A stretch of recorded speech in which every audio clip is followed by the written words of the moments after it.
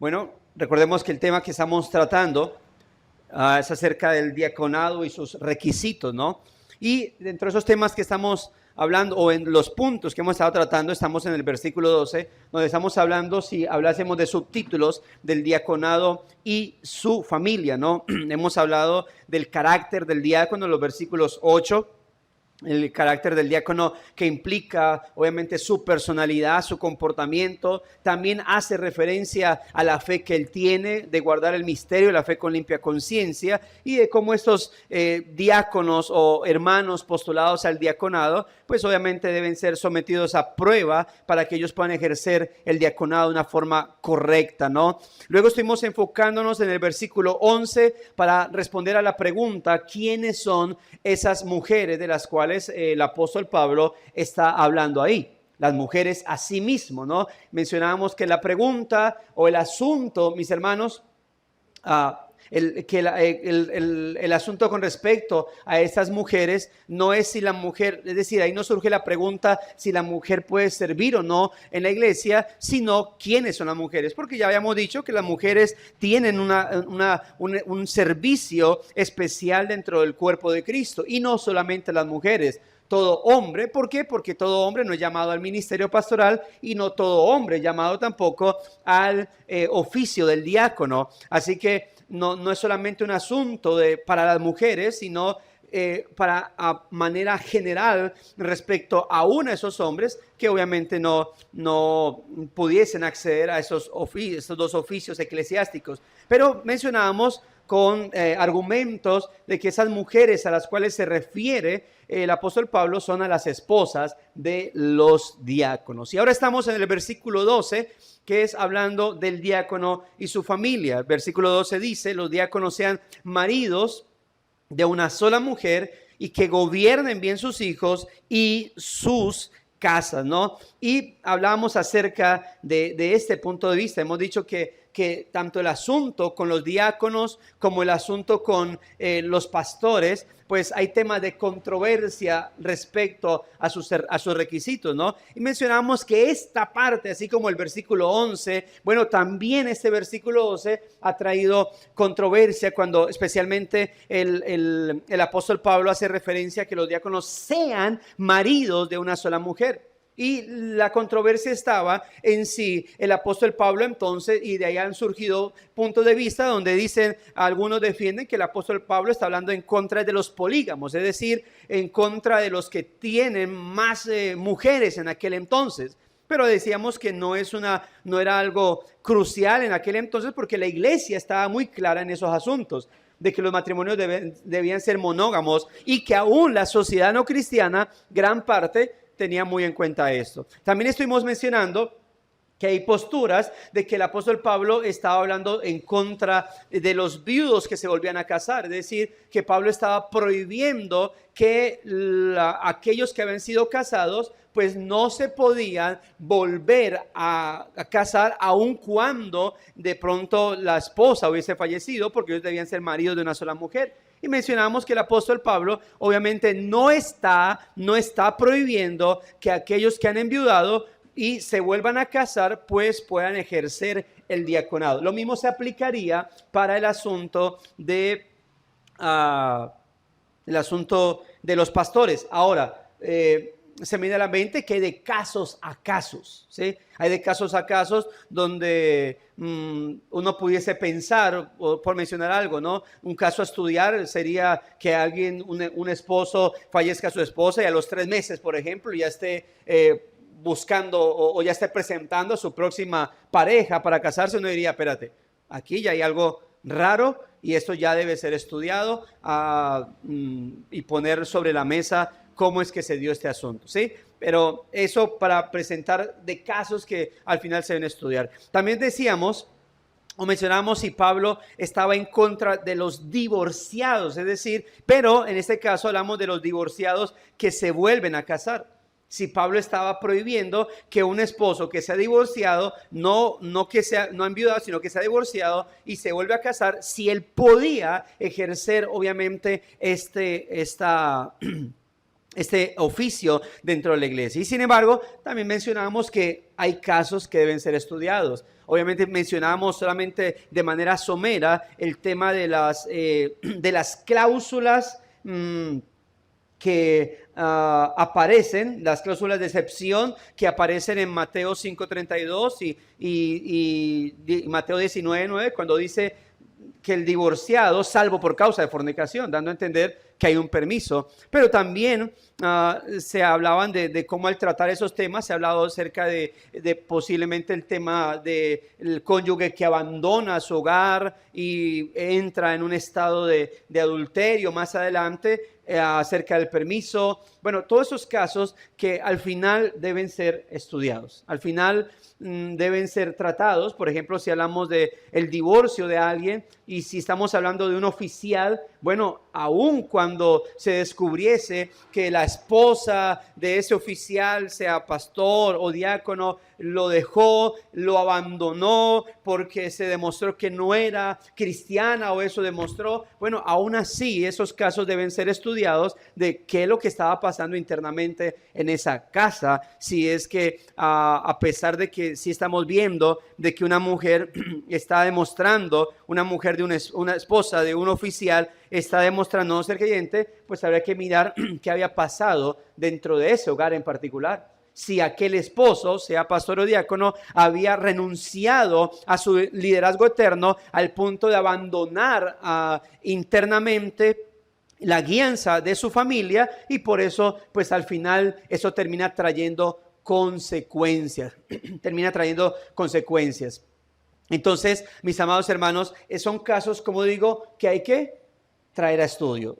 Mencionamos que Pablo no está diciendo ahí, que Pablo no está prohibiendo, pero al final todos estos casos son de consejerías, de estudios eclesiásticos para ver a qué está haciendo referencia. Y el último que mencionamos es que algunos hacen referencia a que el apóstol Pablo, pues, no está a favor o está en contra de que los diáconos oficiales pues sean solteros, y algunos obviamente presentaban sus argumentos en contra de esto, es decir, de que Pablo no podía haber estado hablando o diciendo que los solteros no pueden ejercer diaconado, y hablamos de cómo también una gran parte hablan de estar a favor de que Pablo sí está hablando de una diaconía oficial para solteros, sobre todo porque Pablo está presentando ahí ese verbo sea, marido una mujer, de una manera en mandato, ¿no? Imperativa. Entonces, mencionábamos que si bien es cierto, hay iglesias y personas o teólogos importantes que puedan decir, no, se puede permitir la diaconía oficial para solteros, también hay otra gran parte, y se puede decir que mayor parte de inclinaciones teológicas respecto a que los diáconos deben ser exclusivamente casados. Ahora, ¿qué hemos dicho? Lo mismo que al principio comenté, eso no significa que solamente los hombres casados puedan servir dentro de la iglesia, no. Pero sí estamos diciendo que respecto a la diaconía oficial, los hombres casados o los hombres deben entonces ser casados. Y mencionábamos al principio por qué esos hombres deben ser casados. Y es por, obviamente, todo el contexto de lo que implica la diaconía oficial. ¿Sí? Todo el contexto de lo que implica, porque no es simplemente alguien mandando, diciendo yo soy el jefe de los servidores, así que ustedes, no, eso implica que este diácono estará más pendiente de las familias, estará más conectado con los hogares, y esto implicará obviamente que hayan hermanas, que hayan viudas jóvenes, etcétera, etcétera, y que es importante entonces que la esposa del diácono esté ayudándolo, acompañándolo en esta labor cuando tiene que tratar con mujeres de hogar. Entonces, por eso mencionábamos de la importancia, o por eso mencionábamos del por qué esas mujeres de versículo 11 no son hermanas común y corriente dentro de la iglesia, sino que son exclusivamente las esposas de los diáconos, dando a entender que si bien el llamado oficial es para el diácono, pues la esposa con la que esté ese hermano que son las esposas de los diáconos, que también deben tener ese testimonio para poder, si pudiésemos decir así, soportar ese llamado oficial que la iglesia le ha hecho a este hermano. Pero reiteramos, es decir, por ejemplo, un hombre soltero no puede ejercer una diaconía oficial, pero sí pudiese dirigir una oración, si pudiese dirigir una enseñanza de escuela dominical, sea para adultos como esta, o sea para niños en su momento de enseñanza, cosas así por el estilo. Es decir, debemos siempre recordar la distinción entre la diaconía oficial y la diaconía informal, que es la que se interpreta como ¿qué? Recuerda que diaconía es ¿qué? Servicio, servir. Eso es diaconía, servir. Un diácono en un sentido, en el sentido general del significado de su palabra es un ¿qué? Un servidor. Una diaconisa es una servidora. ¿Sí? Es decir, que la palabra diácono no es exclusiva de los oficiales. Por eso, cuando uno habla del diácono al cual se ha llamado a la par o como complementario, pues uno interpreta que ese es un diácono oficial. Pero hay que dejar en claro que cualquier persona que sirva es un ¿qué? Un diácono. Por eso incluso Pablo llama a los, cuando Pablo en Romanos 13 está hablando de los servidores públicos, él utiliza la palabra diácono para hacer referencia a servidores públicos, pero no eclesiales, sino seculares. ¿Por qué? Porque la palabra diácono, lo hemos dicho, significa es servidor, o diaconisa, servidora. Así que toda la iglesia, en este caso de lo eclesial, toda la iglesia, especialmente la membresía, tiene un llamado ¿a qué? A servir. Cada hermano y hermana, cada hermano debe ser un diácono, cada hermana debe ser una diaconisa. Pero si hablamos en el sentido oficial, entonces no todos son llamados a ser diáconos oficiales, sino aquellos que cumplan los requisitos y aquellos que obviamente sean elegidos y llamados o reconocidos por la iglesia en especial. Por eso, y por lo otro que mencionamos, es que el requisito del matrimonio o el hogar es importante, es demasiado necesario para la vida del ministro, del anciano o del diácono, como para que se tome como un requisito opcional. Es como si llegásemos a decir entonces que los diáconos asimismo deben ser honestos, pues es algo opcional, que no se necesita que sea honesto, o que el sin doblez, o el no dados al mucho vino, o el no codicioso de ganancias deshonestas, pues es algo opcional. Entonces, si decimos que eso no es opcional, sino que realmente es un requisito que debe ser visto, ¿por qué entonces si vamos a ver el requisito de marido de una sola mujer como algo opcional? Debe ser un requisito a tenerse en cuenta. Y por eso hablamos y defendíamos esta posición al respecto, ¿no? Ahora, llegamos al punto a ese segundo punto que hace referencia a gobernadores, buenos gobernadores sobre sus hijos. Ese requisito para los diáconos también se enfoca en el hecho de cómo él maneja a sus hijos. Bienvenida. Entonces, a esta parte del requisito, obviamente se enfoca ya en el hecho de cómo él maneja a sus hijos. Obviamente también conectado a cómo maneja su hogar, porque la última parte del versículo que dice que gobierne bien sus hijos y sus casas. Y mencionamos que eso hace referencia ya entonces a cómo él debe ser como padre y cómo debe ser, obviamente, como hijo, como administrador del hogar. Ahora, parte de la controversia aquí está también en el hecho de que la palabra hijos está en plural. Entonces, muchos han dicho esto. Pues si él tiene que estar casado, entonces significa que un diácono no puede tener un solo hijo, sino varios. Porque aquí dice hijos. Y entonces se forma la controversia y creen que eso es un argumento para poder determinar entonces que no necesariamente él debe estar casado y con hijos. Pero reitero, esto implicaría entonces que nosotros Si convertimos estos requisitos en opcionales, entonces todos los requisitos para arriba también terminan siendo opcionales. Entonces, ¿cuál requisito y bajo qué lineamiento podemos determinar que esto para los oficiales, porque es que no estamos hablando de la iglesia en general, no estamos diciendo que para que un cristiano sea cristiano debe ser casado y con hijos. Estamos diciendo o estamos hablando de los oficiales posterior a los requisitos para los quienes, para los obispos. Reitero, algunos argumentan que los ancianos y diáconos deben tener hijos en plural porque el requisito es que administren bien a sus hijos. Ahora, el asunto de esto, mis hermanos, de hijos, se debe a lo común de aquel entonces. Es cierto, obviamente, que nuestra cultura ha sido permeada por el hecho de, por ejemplo, yo solamente quiero tener un hijo, porque eso está muy difícil. Y algunos al punto de decir, no, yo no quiero tener hijos por ahora, porque eso está muy difícil.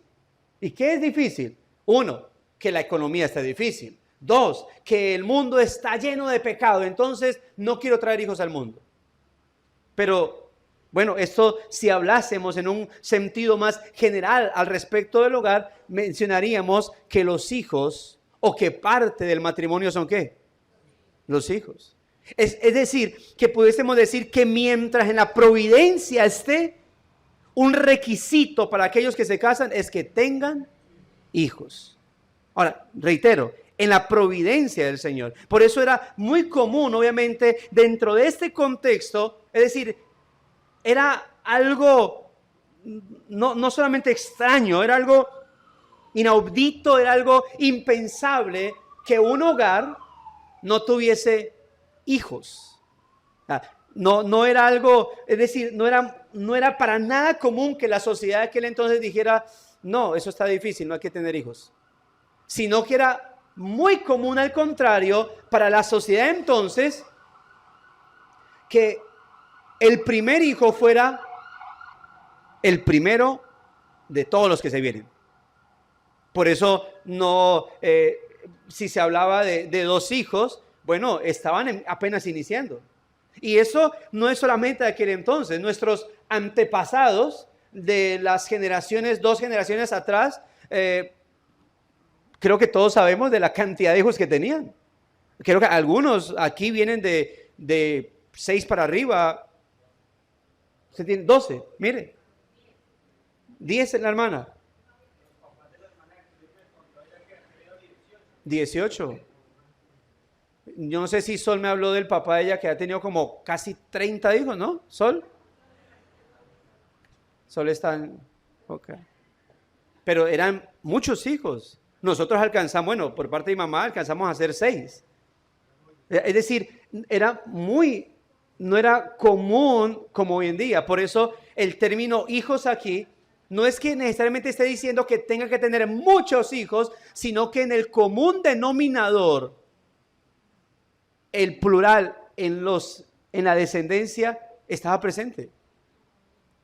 Por eso hijos aquí implicaría, pudiese pensarse que los pastores tendrían más de 5 hijos, los diáconos a sí mismos. Bueno, los puritanos en su momento, mis hermanos, si usted ve las fotos de los puritanos o las imágenes que le hacían, eran el pastor, la esposa, y empezaban los hijos así, a bajar.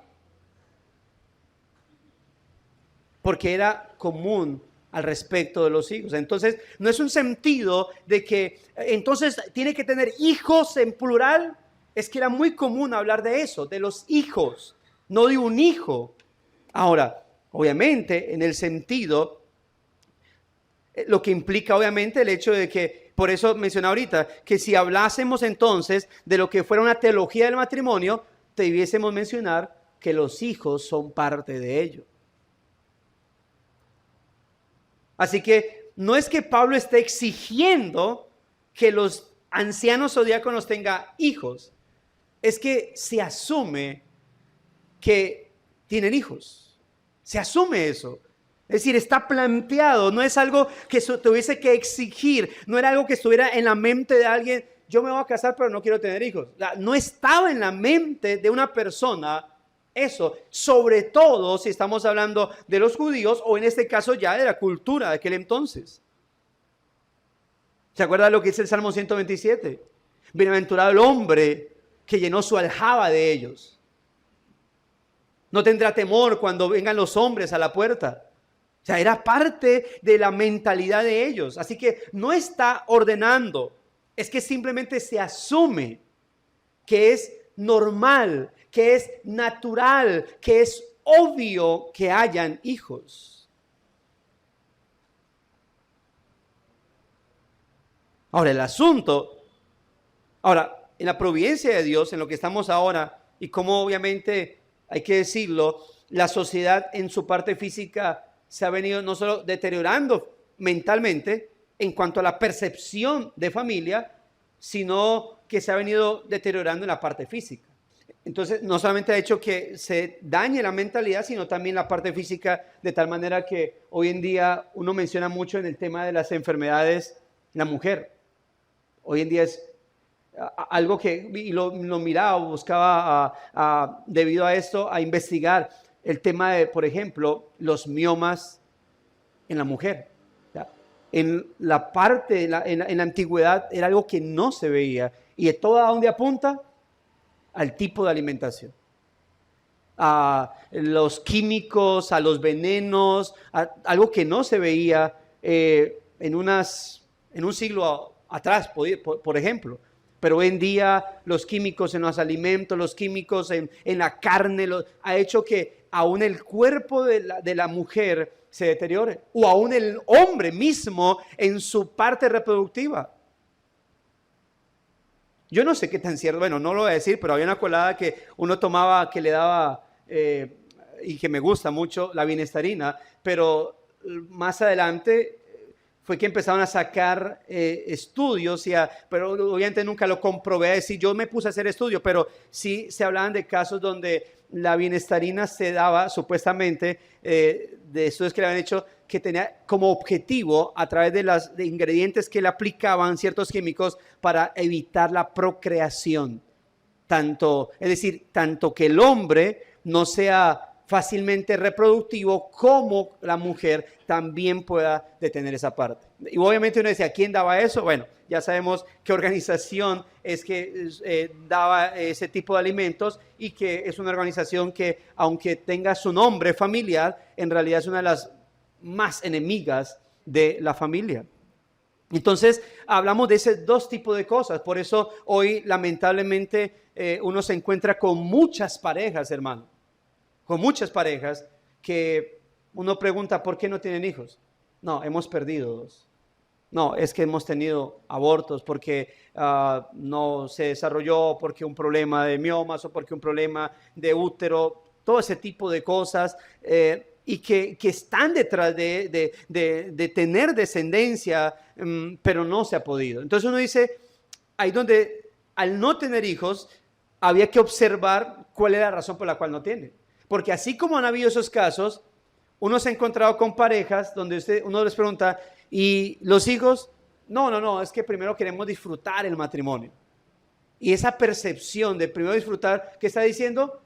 Pues que cuando lleguen los hijos, pues ya ahí sí toca sufrir, porque los hijos son el estorbo, porque los hijos son lo que nos daña la felicidad, porque... Entonces, hay pensamientos donde uno dice, espérate, ese hermano lleva casado tantos años, es un buen testimonio, pero quisiéramos ir más allá. ¿Por qué no tienes hijos? ¿Cuál es tu mentalidad y cuál es la percepción? Yo creo que si alguien casado dijera, no tengo hijos porque la verdad yo junto con mi esposa pues hemos decidido, pues observa la economía, no nos da, el mundo está, entonces hemos decidido tener perrito y gatico. Bueno, muy bien por tu buen testimonio, muy bien porque eres un cristiano que se congrega, pero yo creo que es una persona que no debiese ser un diácono, porque no está entendiendo el valor de la familia. Entonces, ¿cómo va ese hermano a mirar los hijos de las otras familias? ¿Cuál es la percepción de él ante los niños de la iglesia? Si para él un niño es un estorbo y es mejor un perro que un ser humano, uno dice, espérate, aquí hay algo extraño. no da confianza. Sí, claro, y no vamos a negar su cristianismo, no vamos a decir que no es un nacido de nuevo. Claro que puede ser regenerado, solo que tiene esa mala percepción. Pero en cuanto a ser alguien ejemplar para la iglesia, no va a ser ejemplar. Entonces, por eso decía, el asunto no es, Pablo está ordenando tener hijos. No, primero que todo, se asume que se tiene hijos. Y obviamente al asumir que se tiene hijos, pues se entiende que él conoce muy bien cuáles son las responsabilidades que él tiene para con su familia. Y cuando dice que gobierne bien los hijos, pues está haciendo referencia a lo que es la administración, la forma en cómo él guía a esa familia.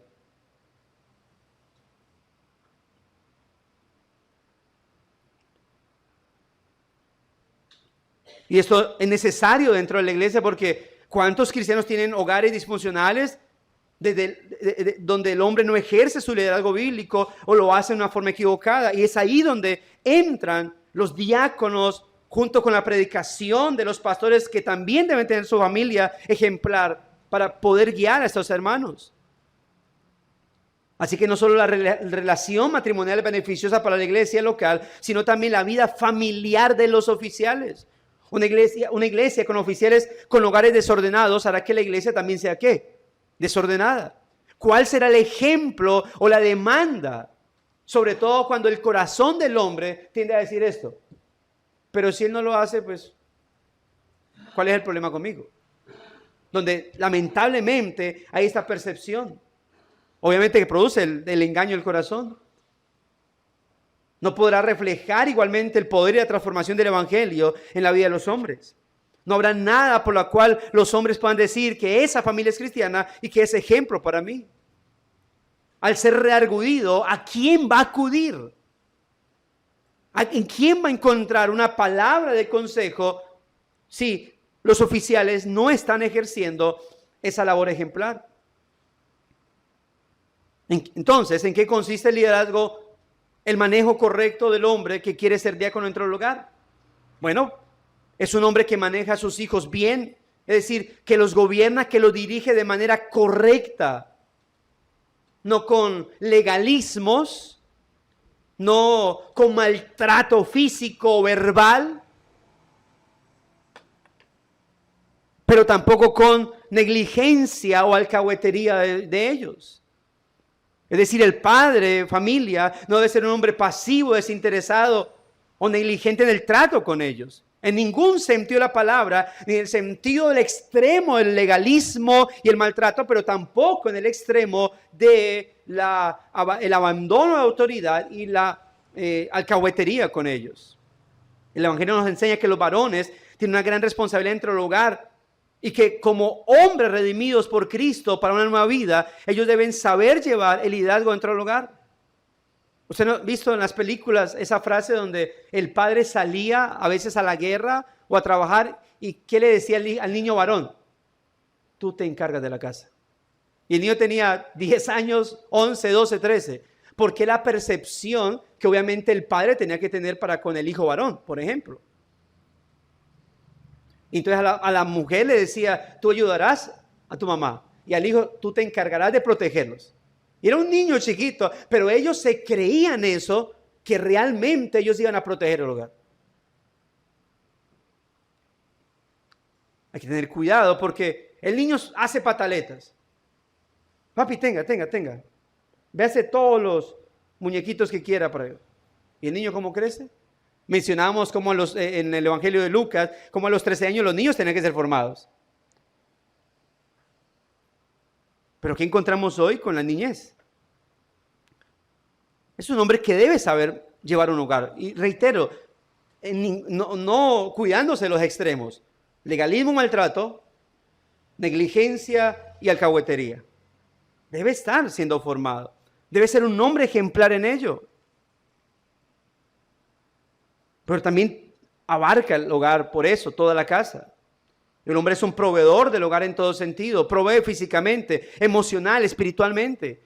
No debe ser un hombre que se deja llevar por la corriente de pensamiento de este mundo. Y por eso los requisitos primeros: honesto, sin doblez, no dado el mucho vino. Es decir, templado, con dominio propio, no codicioso. un real cristiano cuando guarda el misterio de la fe. Eso va a hacer que este hombre, pues, es parte de que el hombre sea un buen ejemplo dentro de su hogar. No debe ser un hombre, repito, que se deja llevar por la corriente, el pensamiento de este mundo. No es un hombre que solo se limita a proveer económicamente, sino que supervisa a sus hijos en la formación tanto intelectual como espiritual. De esta manera debemos entonces observar que los diáconos o que los posibles diáconos sean padres que realmente tienen un correcto, una buena relación para con sus hijos.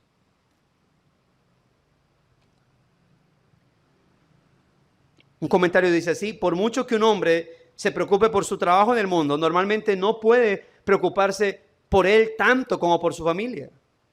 Eso se debe a que tenemos en la vida de la familia un interés mayor en el que la mayoría de nosotros puede tener en nuestro empleo. Podemos cambiar de socios, podemos dejar un mal trabajo, pero no podemos cambiar de hijos. Si perdemos la lucha en nuestros intereses laborales, podemos volver a intentarlo, pero si perdemos con nuestros hijos, nuestra pérdida es terrible y espantosamente definitiva.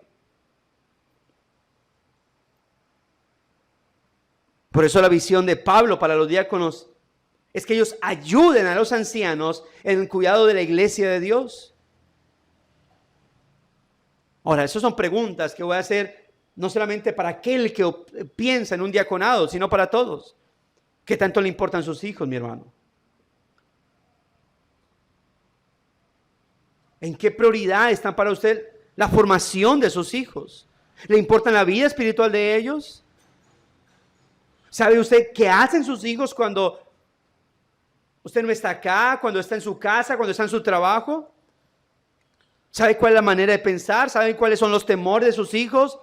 Los miedos, los retos, los deseos de su corazón. ¿Qué cosas creen sus hijos acerca de Dios, acerca de la Biblia, acerca del mundo?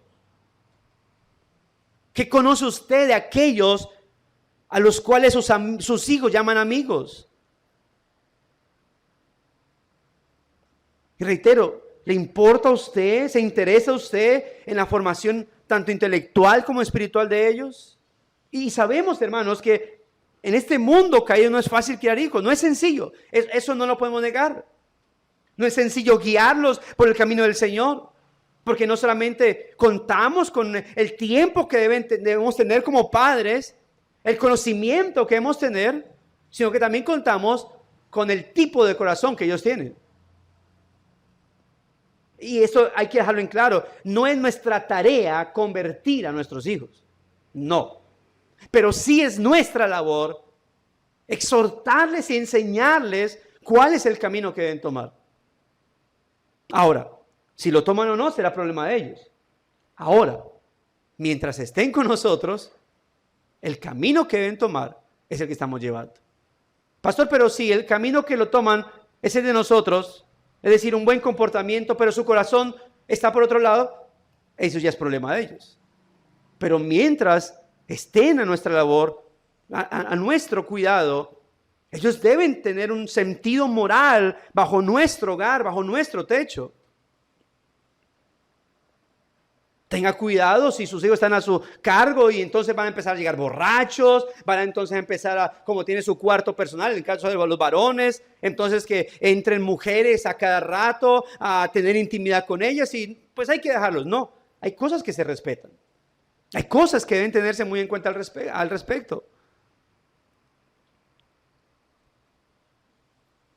Y reitero, no es fácil.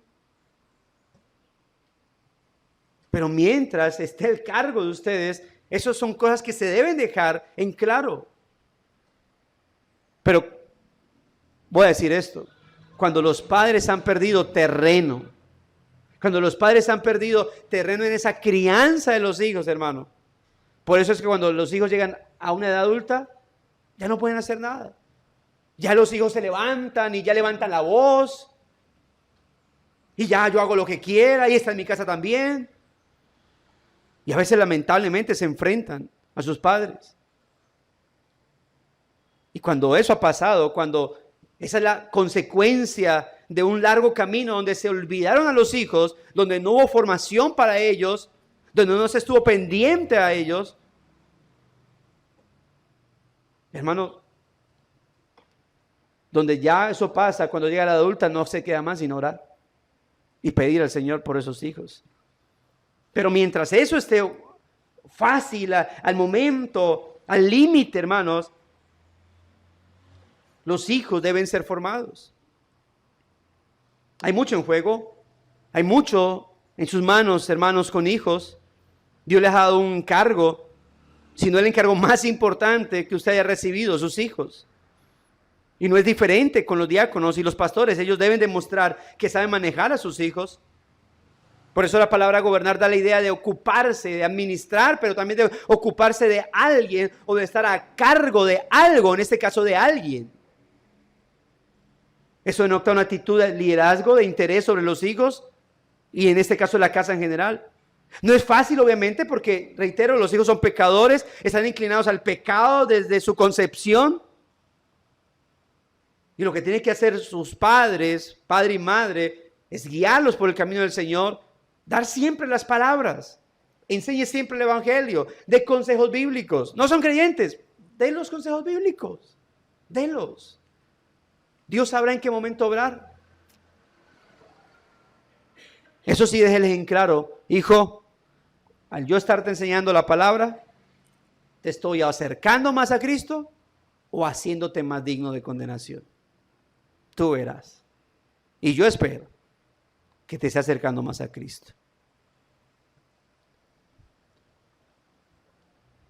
Este texto nos muestra, hermanos, el rol tan importante que un padre juega en la vida de la familia. Él es el encargado de animar, de cuidar, de sostener, de disciplinar a sus hijos. Es un hombre firme pero amoroso. Un hombre que se preocupa de verdad por sus hijos y que los afirma y les muestra siempre el camino hacia Cristo. Ahora, el asunto es que él no solamente con palabras les muestra el camino a Cristo, sino también con ¿qué? Con sus acciones, con su vida. Que el hijo tal vez diga, me molesta la disciplina por mi pecado, pero no puedo negar que mi papá es un ejemplo a seguir en el cristianismo. Es decir, que si fuera por demostración cristiana, yo tendría todo el ánimo de este mundo en la vida de mi padre, como ejemplo cristiano. Porque son dos cosas que se deben mostrar, un ejemplo moral, pero también un ejemplo, y especialmente un ejemplo ¿qué? Cristiano, es decir, que esa moral esté centrada en Cristo. Porque Él es el Padre quien debe modelar la vida cristiana para que ellos puedan observarlo. Es su ejemplo más inmediato. Él es el pastor dentro del hogar. Él debe vivir las verdades bíblicas, debe guardarlas en su corazón. Si quiere que sus hijos lo guarden en ellos. El diácono puede ser, y esto es porque los oficiales pueden ser ejemplares, pero si su papá no lo es, él va a tener complejo al respecto. Ahora, obviamente, cuando uno habla de hijos que vienen con familia cristiana, por eso está importante esto. Y que obviamente, ya cuando hablamos de la diaconía o del obispado, pues bueno, con mayor razón, esto debe reflejarse o darse a entender en los hijos. Que si se le hace la pregunta a un hijo acerca de su padre, ¿es tu padre un cristiano o cómo lo describes como cristiano? Ese hijo pueda responder de manera positiva. Recordemos la ordenanza de Dios para los israelitas. Recordemos Deuteronomio capítulo 6.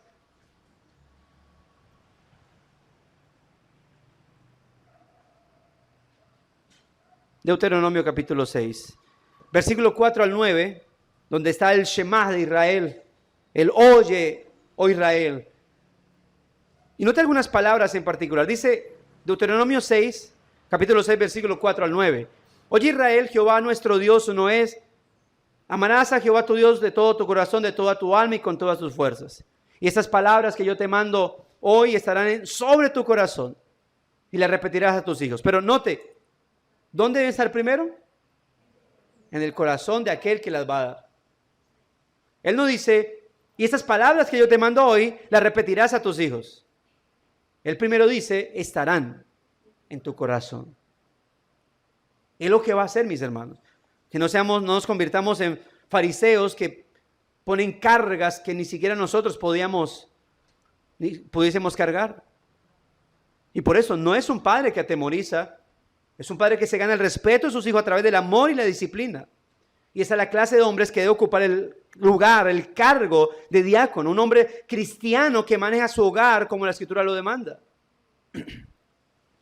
Pero ¿cómo podrían ayudar los hermanos? ¿O cómo podrán ayudar a los hermanos en la iglesia si ellos no cuidan a los que tienen a cargo en su hogar?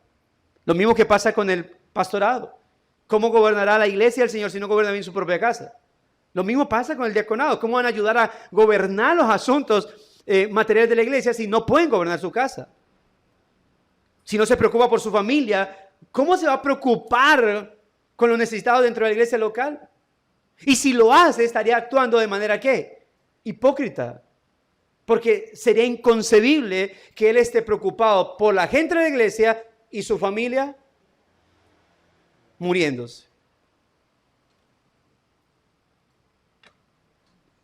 Debe ser también un administrador correcto de su casa, y cuando dice que gobierna bien su casa, bueno, se va a referir a todo lo que tiene que ver no solo en el asunto de su vida conyugal con su esposa, la vida familiar con sus hijos, la vida paternal, sino que también de cómo él debe ser un gobernador de todos los asuntos de la casa.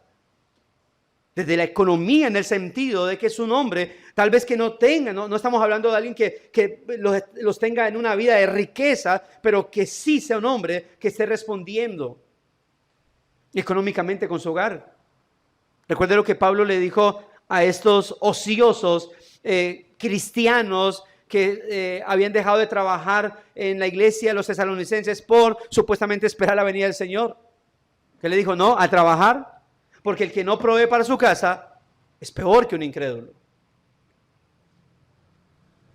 Así que él no solamente debe ser un hombre ejemplar como esposo, como padre, sino también como administrador de su casa, como una persona que está proveyendo para su familia.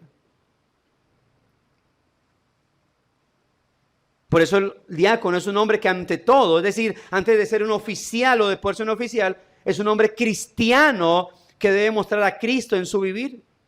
Y eso es lo que debemos, hermanos, examinar como iglesia a la hora de escoger un diácono. Debemos seguir el patrón bíblico en las instrucciones dadas por Dios a su iglesia. Y por eso jamás debemos creer o pretender que vamos a ser más sabios que Dios. Recordemos que la iglesia no es nuestra iglesia, es la iglesia de Dios. Son sus requisitos, no nuestros pareceres, hermano.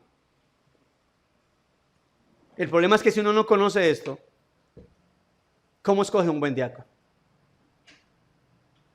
Si uno no tiene en cuenta esto, entonces van a surgir nuestros pareceres. Pues él no asiste a los cultos dominicales, pero no hay problema, es buena persona. Él no viene a la escuela dominical, él llega tarde, pero no hay problema, es un cristiano. No, el hermano lo mantienen votando los trabajos por peleón, pero lo importante es que se congrega. No, el hermano lo ven acá rato alegando con la esposa, pero él se concentra cuando ora y cuando canta.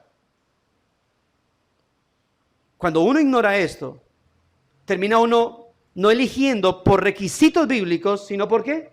Por pareceres. Pero recuerda, hermano, son los requisitos del Señor Jesucristo para su iglesia. No son nuestros pareceres. ¿Qué podemos concluir de esto? Bueno, que la Biblia demanda no solamente fidelidad matrimonial, sino también un cuidado y una sabiduría paternal.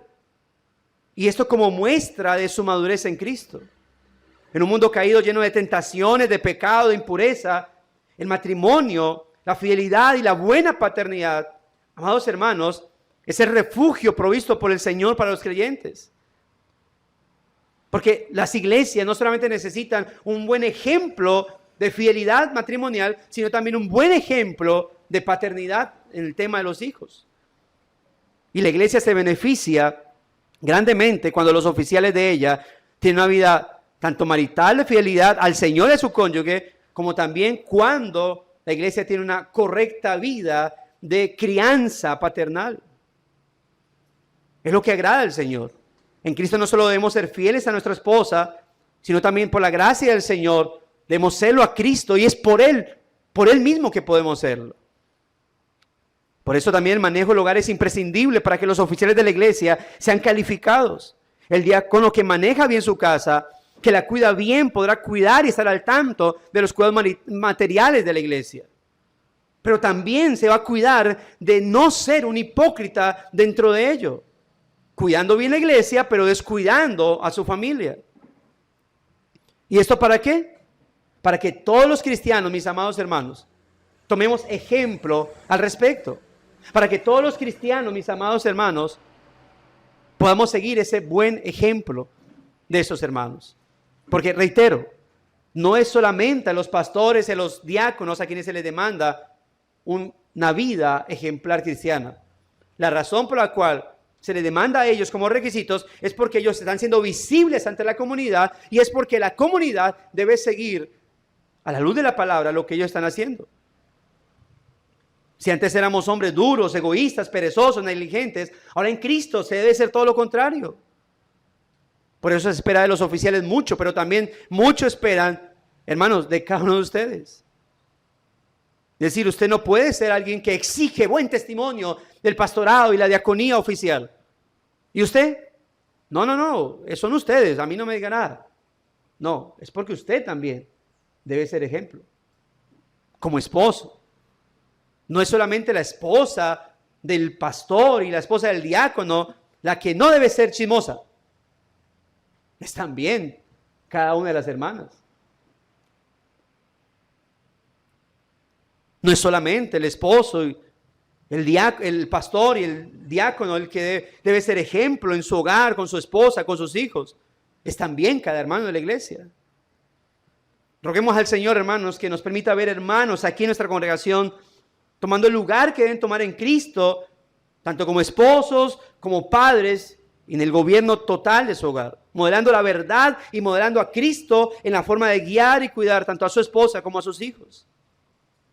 Porque, mis hermanos, Dios nos ha dado una gran responsabilidad sobre nuestros hombros para que en su gracia, nuestra familia, amado hermano, pueda ser guiada correctamente a la luz de la palabra del Señor.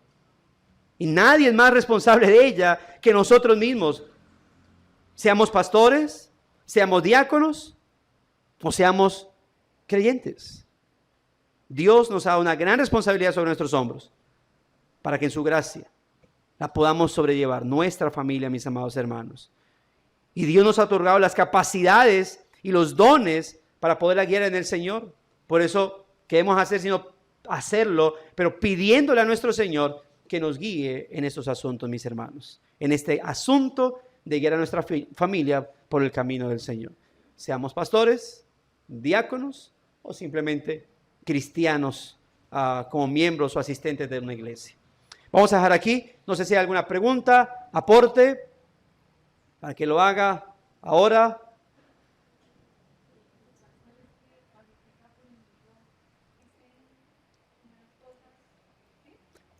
Es parte de la lucha, hermana. Ahí donde deben estar los papás, donde debemos estar nosotros ahí. Cuando digo papás es papá y mamá, guiando, criando a los hijos en el buen camino del Señor o disciplinándolos. Porque hay una realidad, hermana, sobre los nietos.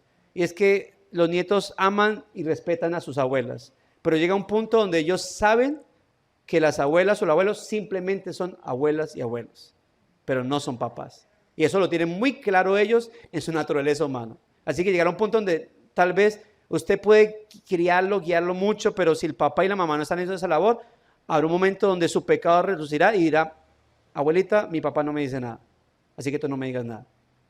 ¿Ve? Por eso es una labor principal. Los abuelos son, si son creyentes, son gracias del Señor, recordándole a estos hijos, a estos nietos hacia dónde deben caminar, pero al final es una labor exclusiva de los padres. ¿Qué hacen los abuelos y abuelas? Orar por esos nietos cuyos padres no están haciendo tal vez nada por llevarlos en el camino del Señor. ¿Listo, hermanos? Vamos a dejar aquí, entramos a un tiempo de receso y regresamos en minuticos.